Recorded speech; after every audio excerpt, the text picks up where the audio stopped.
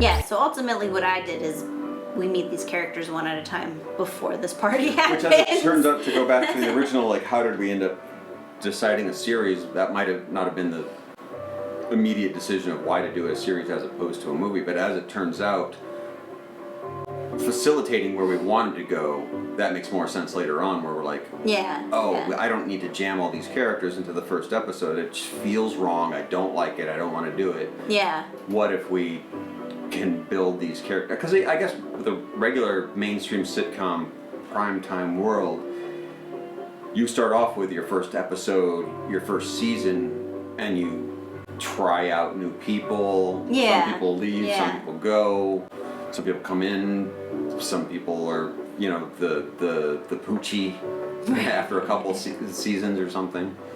So you get to try that out because you don't really know what you're going. But in the new world of you know, past CISO, but Netflix and like doing a sitcom that like, I'm gonna make 8 episodes. Yeah.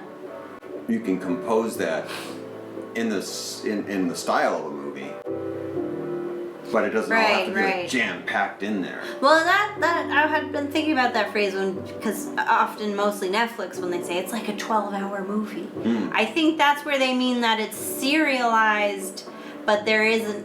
It's not a traditional sitcom where we return to normalcy by the end of every episode. That there is like great change that happens, like in a movie would.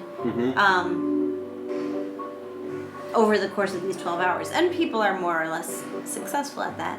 I'm hoping we're kind of following that mode, so I'm hoping we're more successful. Well, there is, I would say, I mean, the Netflix ones are in particular, like, a good example that the Netflix superhero ones, the Defenders and Daredevil and those, where it was exciting, like, oh my god, I'm going to get 13 hours of Daredevil? Yeah. Do I want 13 hours of Daredevil? Wait, do I want 3 seasons? I can't get past especially with a drama, there is, like, the structure then is every hour a cliffhanger. Yeah. Because they don't have that return to normalcy at the end, so they need to go the opposite way to get you invested in the next episode. And even with something more like that isn't fantastic, although kind of, but Orange.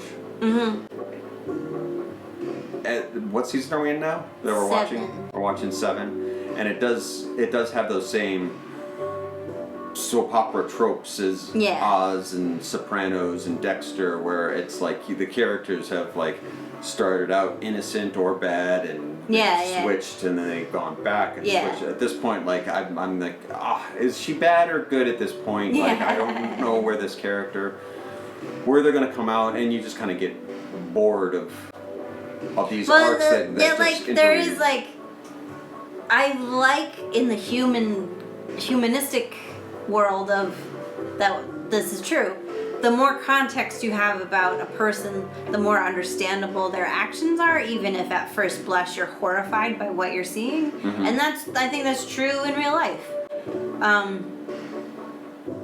But it does, after 7 seasons of switch, twist. Like, they're the good, and because it is starting to get a little simplistic of not just like they're a complicated human with complicated motivations. They're the good guy now. No, they're really a bad guy. No, they're a good guy doing bad things. No, they're a bad guy doing good things. Well, like I thought you were saying with Red, she started off as the most evil that you could ever get, and then we get to know her, and you start to have some sympathy she was for her. the scariest thing. And now she's the scaredest thing. Yeah. Until this season, now she's on, and she's done this a couple times. Yeah. But we got to this other one where we've reintroduced her to the kitchen. Right. And it clicks in her mind of like, I'll have power over the kitchen. Right. And now she's all of a sudden she gains back all of her strength. But then the twist is now she's crazy. Yeah. Now she's suffering from dementia. Yeah. So it's always like, let's go back to this. And I mean, I guess that's how humans work. You gravitate back to something that you know, but it's different than it was. Like, there's reasons for writers to do this, but it's hard for it not to just seem that it's just an easy path. Like the story should have just stopped. Yeah. Well, and I think that that there's a human tendency to like the people in my in-group, I'll give them a pass. And I can understand, even when they do good things, I still think bad things. I still think they're a good person, and that exploring that psychology is fascinating. Yeah. But yeah, once you soap it up too much, then it is like, okay, well now you're just using the twist. Mm-hmm. The fact that there's a twist already gives away that anything exciting is happening. Yeah, because you do have like people go into lulls in between if like you're a megalomaniacal crime boss and you're a totally broken, powerless person that's had everything taken away from you.